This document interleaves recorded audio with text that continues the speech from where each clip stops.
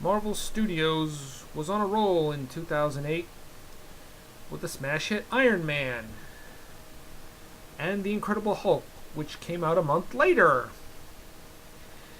They were really trying to get the Avengers going, except this is one of only a few times that Nick Fury, played by Samuel L. Jackson, does not make an appearance in.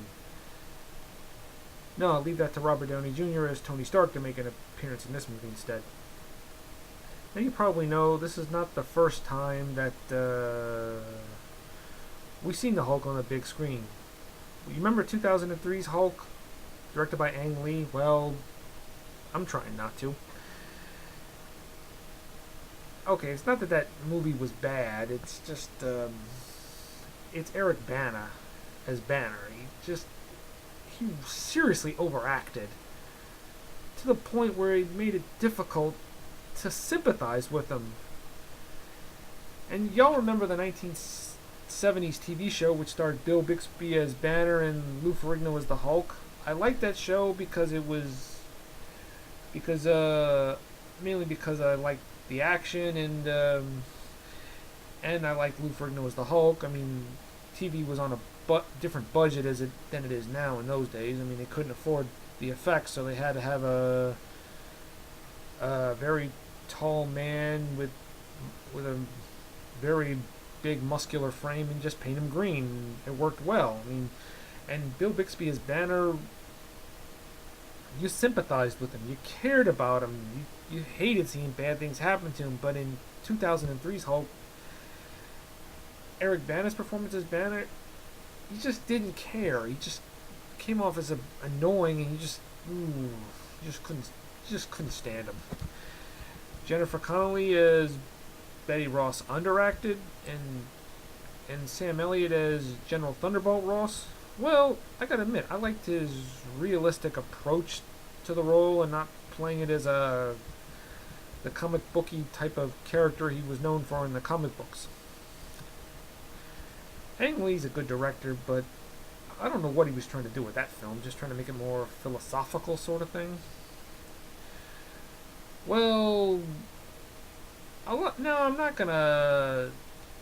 People that did like that movie, I'm not gonna have nothing against you, because I know a lot of people did like 2003's Hulk, and that's fine. Nothing against you personally. I mean, if you liked it, that's cool. I know Roger Ebert liked it, and he's one of the most top respected critics. He liked that film but hated this film. Maybe he liked that film more because it was trying to be different, but this film was just your typical comic book film that you were anticipating it to be. This time it's directed by Louis Leterrier and stars Edward Norton as Bruce Banner. And I like the way the film, in the beginning, kind of sets up to tell you this is not a sequel to 2003's Hulk. It's its own film. And also they show you that you don't have to tell another origin story. You could just show brief glimpses of this character's past without actually telling a full story. You just show brief glimpses, and that's all you need. And they prove that well. I wish a lot of other reboots could do that. And you, of course, know Banner's on the run from General Thunderbolt Ross, this time played by William Hurt.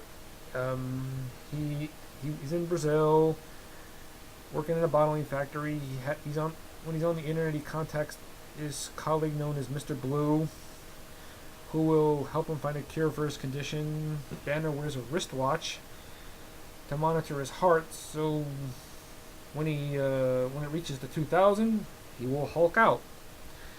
So he's on the run. He meets up with Betty. And Emil Blonsky comes along, played by Tim Roth, comes on board on Ross's team, and he's given a dosage of a super soldier serum that makes him a little bit stronger and faster. But as the movie goes on, he becomes like this drug addict who craves the addiction. And he meets up, and Banner and Betty Ross, who he ends up meeting up with later on, and meets Mr. Blue, and he's played by Tim Blake Nelson, and a very charismatic fun performance, by the way. Tim Blake Nelson just he just milks every scene he is for what it's worth, and he does it quite well. I like this film.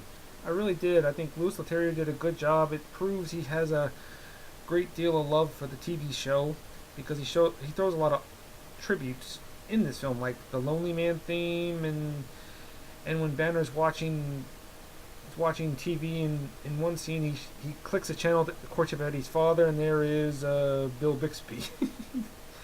That's his tribute to the late actor. And Lou Ferrigno does make a guest appearance this time in this film as a security guard, like he did in the first one, and he also does the voice of the Hulk. Yeah, this time the Hulk does. He does speak this time. I realized back in the 70s they didn't want it to come across as campy and ridiculous. They were trying not to go in the same direction as the 60s Batman show did. So I can understand him not speaking, but nowadays they realize they can't dance around that for long. So in this one he does speak, but he says very little, like pretty much what he did in the Avengers movie. I liked Edward Norton as Banner. It's a shame he did not sign on for the Avengers. I thought he was a very good Banner. Not that I hated Mark Ruffalo. Mark Ruffalo really won me over, but that's another review saved for later. I like Liv Tyler as Betty Ross. William Hurt as General Thunderbolt Ross was good.